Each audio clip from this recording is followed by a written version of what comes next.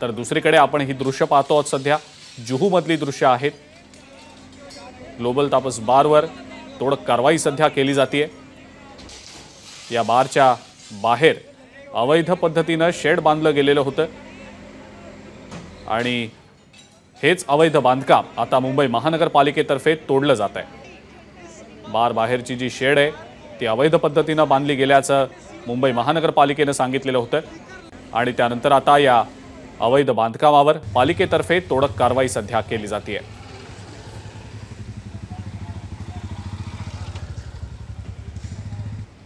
जुहूमधल्या याच ग्लोबल तापस बारमध्ये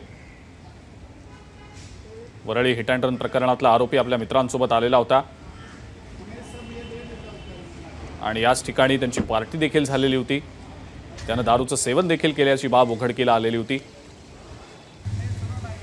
त्यानंतर आता या ग्लोबल तापस बारमध्ये अनधिकृत पद्धतीने अवैध पद्धतीने शेड बांधली गेल्याचा प्रकार समोर आलेला आहे। पालिकेनेच या संदर्भातली माहिती दिलेली होती।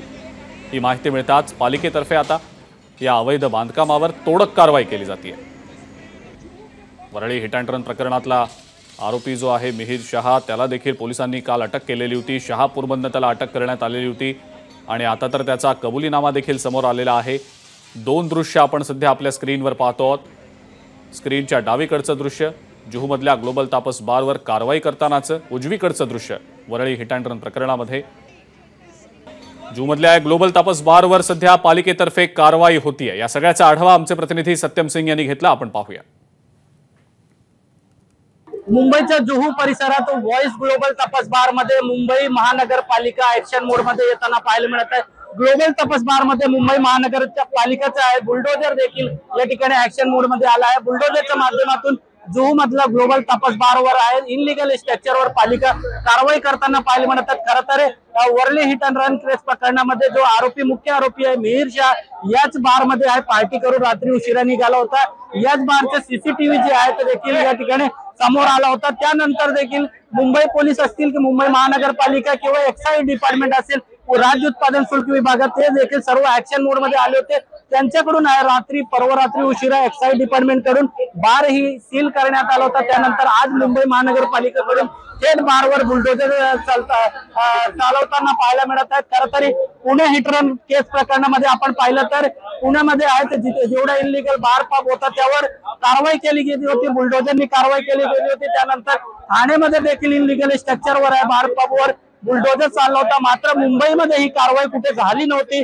त्यामुळे मुंबईकर देखील प्रश्न विचारत होते मुंबईमध्ये कारवाई का नाही। मात्र आज आहे आपण पाहिलं तर मुंबई महानगरपालिकेकडून बुलडोजर थेट ऍक्शन मोड मध्ये आहे। बार जो आहे व्हॉइस ग्लोबल तपास बार यावर आहे आता थेट बुलडोजरच्या माध्यमातून कारवाई करताना आपण दृश्यामध्ये पाहायला मिळत आहे। बारच्या बाहेर मुंबई पोलिसांचा मोठा बंदोबस्त तैनात करण्यात आलाय, कारण की या ठिकाणी कुठली घटना घडू नये किंवा बार मालक विरोध करू नये कुठल्या यासाठी मुंबई पोलिसांचा मोठा बंदोबस्त आहे या ठिकाणी करण्यात आला।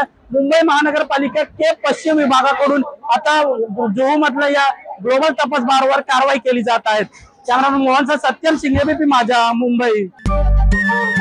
नमस्कार। मन सुद्धा तुझं ही एबीपी माझावरची वेगळीच मालिका खूप गाजली। हिचा दुसरा सीझन केव्हा येणार अशी अनेकदा विचारणा झाली, पण आता प्रतीक्षा संपली। लवकरच येतोय सीझन 2 मन सुद्धा तुझं। होई मन सुद्धा तुझं।